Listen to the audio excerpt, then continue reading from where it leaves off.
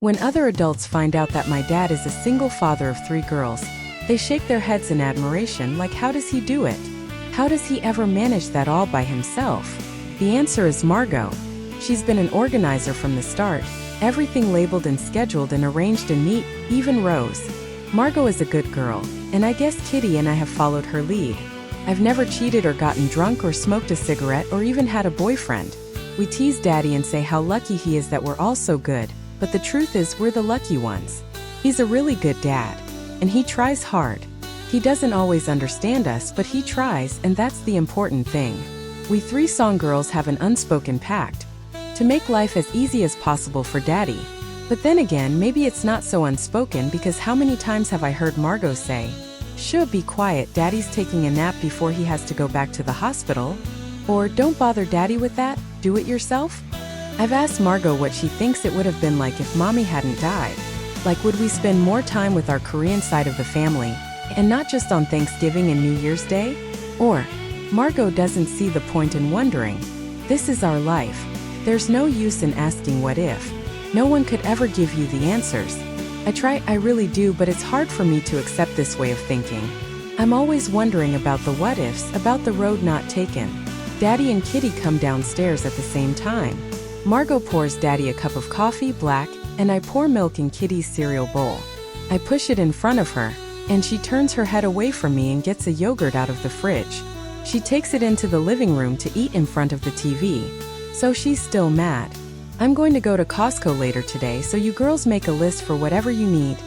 Daddy asks, taking a big sip of coffee. I think I'll pick up some New York strips for dinner.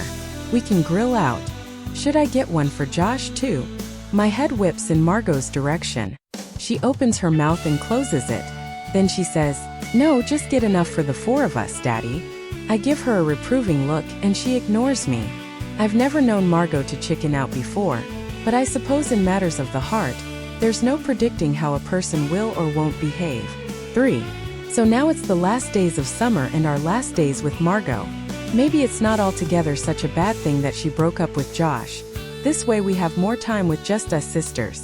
I'm sure she must have thought of that. I'm sure it was part of the plan. We're driving out of our neighborhood when we see Josh run past. He joined track last year, so now he's always running. Kitty yells his name, but the windows are up and it's no use anyway. He pretends not to hear. "Turn around," Kitty urges Margot. "Maybe he wants to come with us." "This is a song girls only day," I tell her.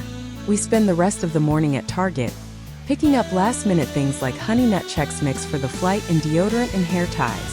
We let Kitty push the cart so she can do that thing where she gets a running start and then rides the cart like she's pushing a chariot. Margot only lets her do it a couple of times before she makes her stop, though, so as not to annoy other customers. Next we go back home and make chicken salad with green grapes for lunch, and then it's nearly time for Kitty's swim meet. We pack a picnic dinner of ham and cheese sandwiches and fruit salad and bring Margot's laptop to watch movies on, because swim meets can go long into the night. We make a sign too that says "Go Kitty Go." I draw a dog on it. Daddy ends up missing the swim meet because he is delivering a baby, and as far as excuses go, it's a pretty good one. It was a girl, and they named her Patricia Rose after her 2 grandmothers. Daddy always finds out the first and middle name for me. It's the first thing I ask when he gets home from a delivery. Kitty's so excited about winning 2 first-place ribbons and 1 second place that she forgets to ask where Josh is until we're in the car driving back home. She's in the back seat and she's got her towel wrapped around her head like a turban and her ribbons dangling from her ears like earrings. She leans forward and says, "Hey, why didn't Josh come to my meet?" I can see Margot hesitate, so I answer before she can. Maybe the only thing I'm better at than Margot is lying. "He had to work at the bookstore tonight. He really wanted to make it, though." Margot reaches across the console and gives my hand a grateful squeeze. Sticking out her lower lip, Kitty says, "That was the last regular meet. He promised he'd come watch me swim." "It was a last-minute thing," I say. "He couldn't get out of working the shift because one of his co-workers had an emergency." Kitty nods begrudgingly. Little as she is, she understands emergency shifts. "Let's get frozen custards," Margot says suddenly. Kitty lights up, and Josh and his imaginary emergency shift is forgotten. "Yeah, I want a waffle cone. Can I get a waffle cone with 2 scoops? I want mint chip and peanut brittle. No rainbow sherbet and double fudge. No, wait. I twist around in my seat. You can't finish 2 scoops and a waffle cone, I tell her. Maybe you could finish 2 scoops in a cup, but not in a cone. Yes, I can. Tonight I can. I'm starving. Fine, but you better finish the whole thing. I shake my finger at her and say it like a threat, which makes her roll her eyes and giggle. As for me, I'll get what I always get, the cherry chocolate chunk custard in a sugar cone. Margot pulls into the drive-thru, and as we wait our turn, I say, I bet they don't have frozen custard in Scotland. Probably not, she says. You won't have another one of these until Thanksgiving, I say. Margot looks straight ahead. Christmas, she says, correcting me. Thanksgiving's too short to fly all that way, remember?